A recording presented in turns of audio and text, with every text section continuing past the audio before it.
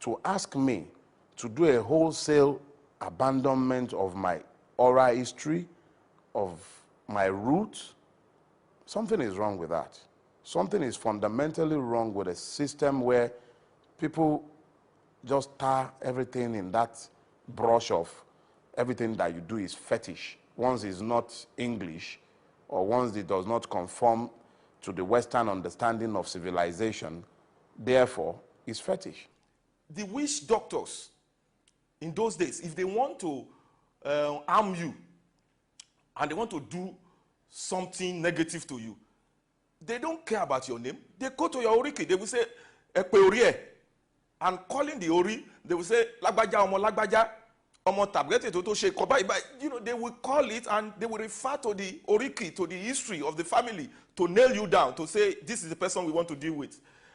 So sometimes you see some of the lines actually, they contain exploits that are fetish, that may not be able to align properly with modern day living and all that.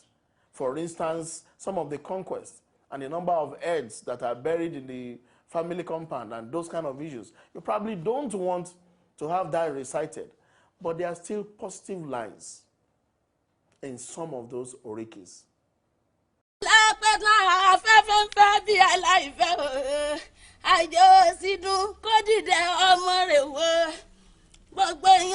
Tí bá ń lọ ká jèjé o, àṣàbí mo lè forin kọ lẹ́tà sí bàbá mi.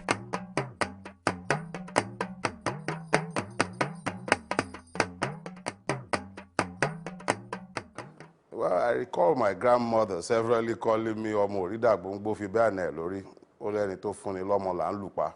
I am very sure one of my ancestors must have been a rather troublesome fellow who had loads and loads of altercations with his in-laws, because when you look at those words, it actually suggests that he was a man who was always ready to rock and roll with his in-laws, because he says, "Ẹni tó fúnni lọ́mọ là ń lù pa," which means that it is the person who has given you the wife that you actually go ahead to go and fight. So if you are so ready to fight your in-laws, it says something about the nature of the man himself. I discovered that my great-grandfathers must have been a hunter of birds, a special species of birds that is very difficult to catch, and they will catch them in great quantity.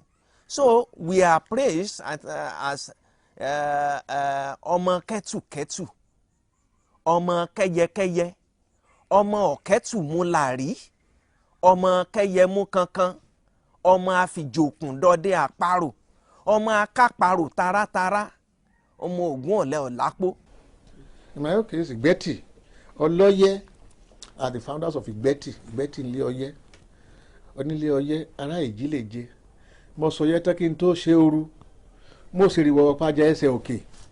Ọ̀yẹ́ ìpará Igbeti, ẹni Abíọ́yẹ́ lọ́yẹ́ pa, ìjì mi èje, yọ̀yọ̀ mi ẹ̀fà, màpò mi ẹ̀ndínlógún, yọ̀yọ̀ pàrótà aránlóbì lọ́jà.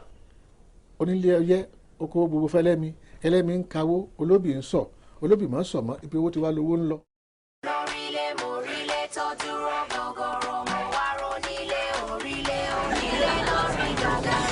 Even though, in present times, a systematic pillage of Yoruba cultural values has been orchestrated by modernity and urbanization, oriki has escaped a total erasure, as it has found a way of spilling into the social firmament of a fun-loving, pleasure-seeking people that Yorubas are.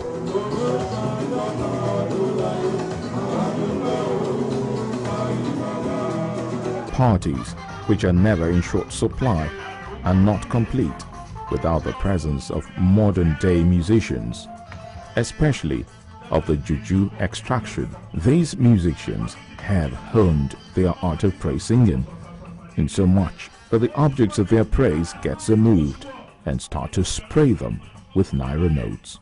People go to parties, they will eulogize them, talk, recite their oriki in such a way, and the person will start behaving funny. Somebody will, can you imagine somebody giving a brand new car, that he has not even taken home, giving it to a musician. Because the oriki, the word, the power of the word touches the soul of that person. There's a natural high that comes.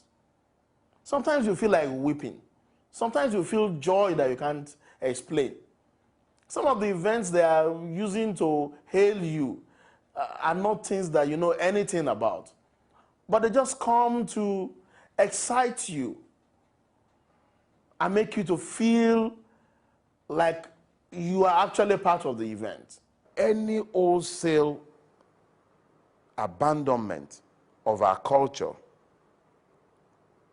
would continue to lead us in the direction we are currently headed. And that is the one in which nobody has a sense of history any longer. Everything that has to do with our history is suddenly evil, is bad. And if you don't have any sense of where you're coming from, how can you know where you're going?